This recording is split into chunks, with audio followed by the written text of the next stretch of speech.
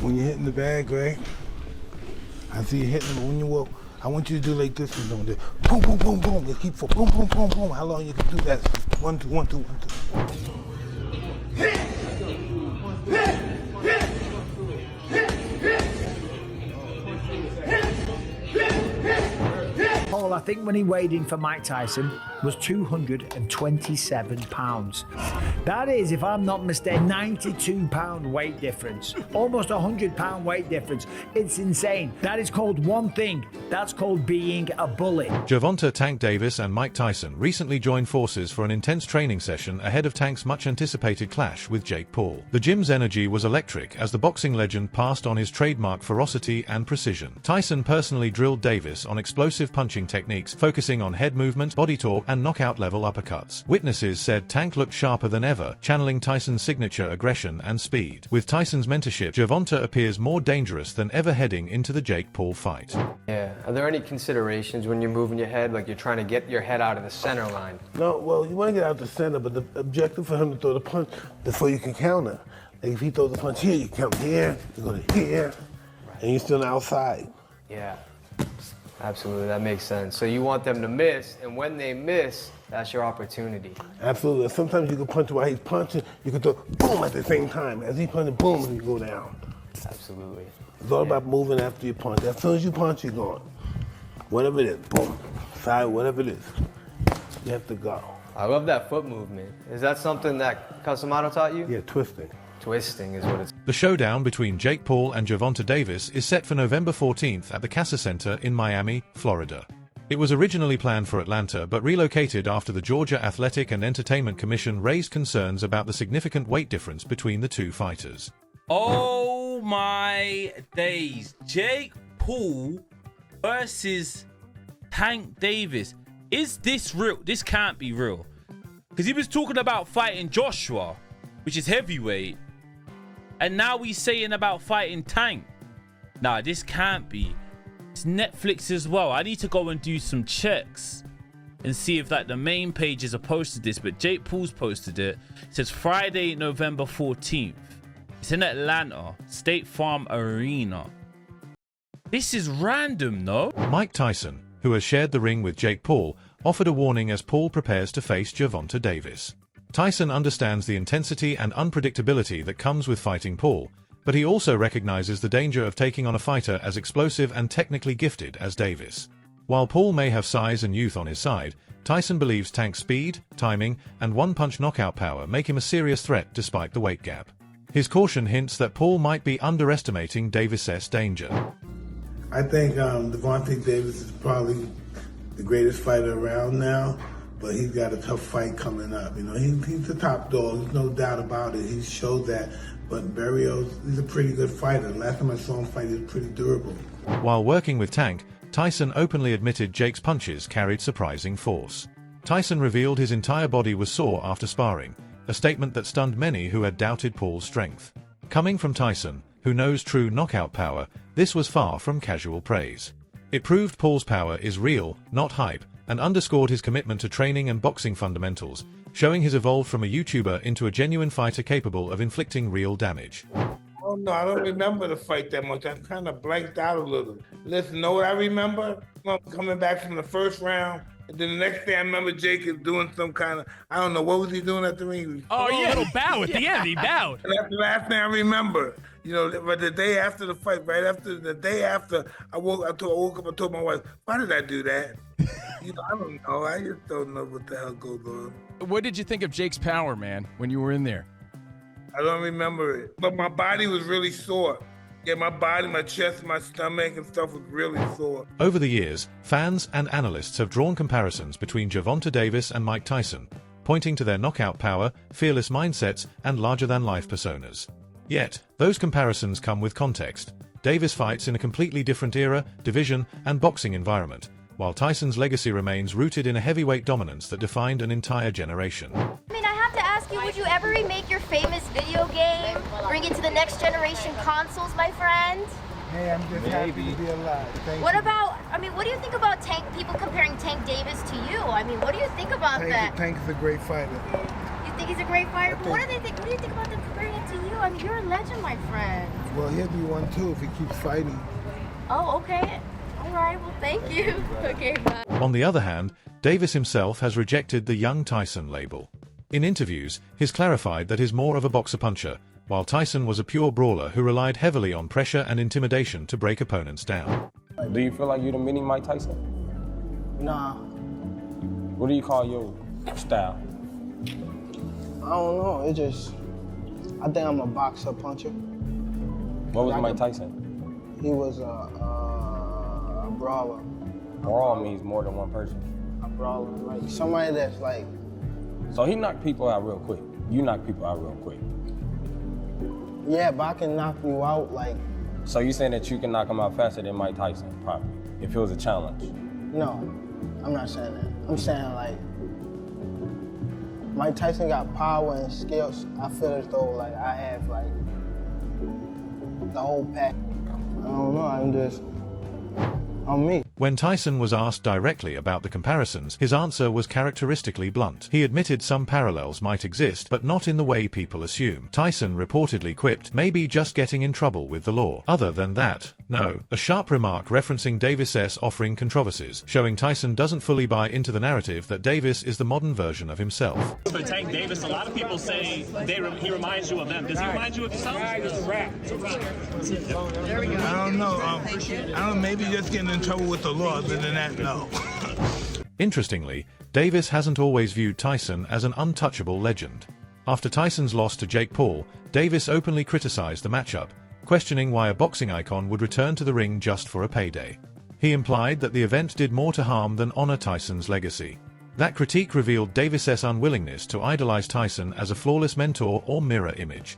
Yet now, Davis faces the same kind of scrutiny, accepting a flashy, controversial bout with Paul that has drawn backlash from fans, analysts, and boxing purists alike.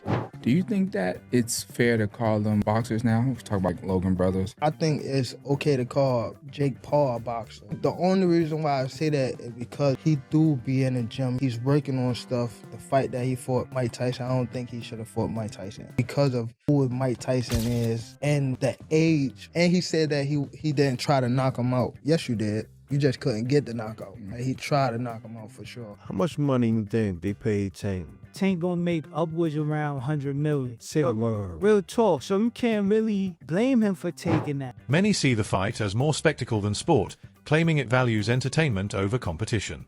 Critics argue Davis skipped a logical rematch with Lamont Roach, one fans felt he owed, to chase a lucrative payday instead. At the recent press conference, Davis fired back, saying he doesn't care about public opinion and urging everyone to simply enjoy the show. Look at this face-off, Henry. What are your thoughts? You're hearing that shit from me. That's cringe. In some weird way, I kind of like cringe about it? He's trying to big man the smaller guy, who the smaller guy to me is dangerous. I think Tank Davis is going to put the hands on him, but I like it, bro. I will say something about Jake Paul. He's brought a lot of attention to boxing. Tank Davis guaranteed $40 million. If you were in that position, would you fight Jake Paul? Oh, hell yeah. You got to give Jake Paul his flowers. Mike Tyson, Anderson Silva, Nate Diaz. Jake Paul is a disruptor, and he's done a phenomenal job at that. You get big and famous enough to where they would just hand you the title shot and completely throw out the ranking system. If Jake Paul was to do that, I think that'd be the greatest sports accomplishment in history. Going from a Disney Channel kid to a YouTuber to becoming a world champion. I don't remember the last time that I've heard Gervonta Davis say, "I'm in boxing to be the greatest fighter of all time." I've heard him say that he's better than certain guys in his weight class, or this kid can't beat me. I've heard that. I can't remember, and maybe y'all can keep me honest online. The last time I've heard Gervonta Davis talk about his legacy in the ring. Like I'm building my legacy. I'm trying to outdo Floyd in legacy. Like, I think it started like that for him. But the influence of Floyd Mayweather, Money Man, not Pretty Boy, but the Money Man, and building your brand and selling tickets and selling pay-per-views and becoming a household name, that's also a legacy. You got the legacy in the ring and you got the legacy in terms of how you sold. I believe Gervonta Davis is more focused on selling tickets and making money and securing his future for himself and his family. He said it out of his own mouth. I ain't got nothing else to prove. If you're trying to be one of the greatest fighters of all time, it's still a whole lot to prove. My point is, Roy, I don't think Should everybody hold this man to the standard that they hold him to and say, you not fighting nobody, yeah, you making money, but you ain't really fought nobody? If he don't even care about that, that's not even something that he's really focused on. If his main focus is the money, and his main focus is getting out of boxing without getting hurt and retiring on his own terms, shouldn't his fan base and other people get on board with that if that's not even his goal? How can we hold him to something like that if he don't even hold himself to that? MMA fighter Mike Perry, known for his unfiltered opinions, harshly criticized the idea of Gervonta Davis stepping into the ring with Jake Paul. Perry claimed Tank isn't the same knockout machine he once was, suggesting his passion for the sport has faded. He added that when a fighter loses that hunger, it becomes nearly impossible to match up against naturally bigger and more driven opponents.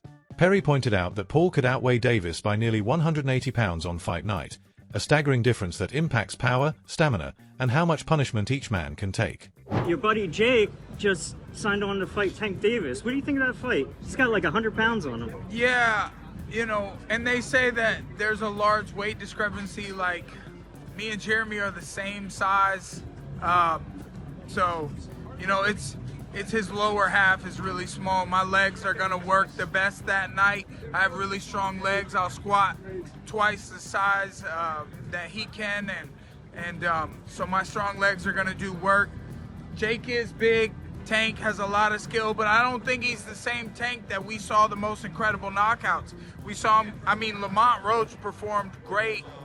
They went to draw, and, you know, I just don't know. And Tank walked away. I don't know if he loves it enough to beat a guy who outweighs him by 80 to 100 pounds.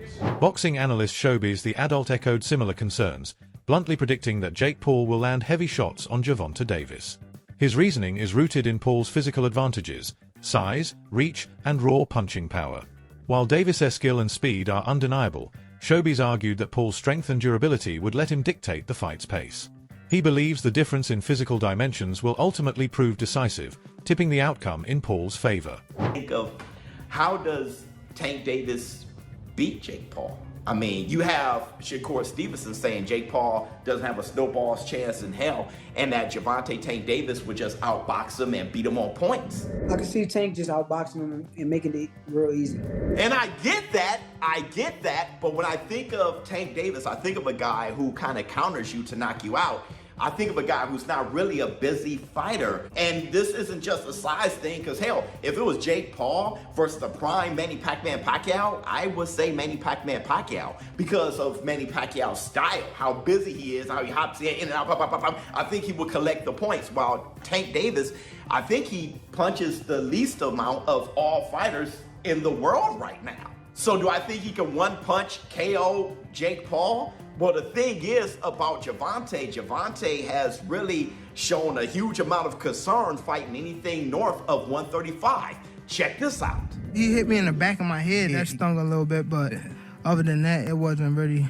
That's why I was nervous. Like, he's 140, so I wasn't trying to get caught too clean. Critics also point to Jake Paul's recent choices, including his win over 58-year-old Mike Tyson, as proof of a troubling pattern in his boxing career. Many believe his fights against aging or untested opponents are spectacles rather than genuine sporting challenges. Figures like Carl Froch have dismissed Paul's performances as lacking real technical depth, arguing that his success relies more on hype and showmanship than true boxing skill. Jake Paul, you've lost your mind if you think you can go toe-to-toe with Anthony Joshua. Listen, let's not get confused, guys. Let's not get confused. Yes, cool. Anthony, he took a big L with Daniel Dubois. But Daniel Dubois is not no joke, bro. He's not a joke. You know what I'm trying to say? He took an L there, but Jake Paul, I got the utmost respect of what he's done, how he's managed to navigate through the boxing world. Like, bro, it's so mad. And I can see this is like a 90%. It's happening, it's positioning, it's marketing already. Like, why would you see Jake Paul go face to face with Alexander Usyk if it's not to position for a fight for Saudi? Obviously, Jake Paul's gonna fight Anthony Joshua. There's possibly gonna be a Usyk against Tyson Fury 3, because obviously the last two were so close. But you never know. It can also be a Usyk against Derek Chisora. Do you know what I mean? You never know. Stephen A. Smith has repeatedly blasted Jake Paul's opponent selection, claiming most of them aren't active elite boxers or are far past their prime. He argues that Paul has yet to prove himself against legitimate top-tier talent. Paul, in turn, insists he tried to face Tommy Fury multiple times, saying Fury backed out of earlier offers.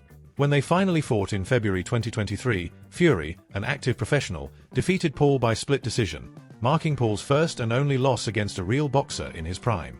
Drop your thoughts in the comments below.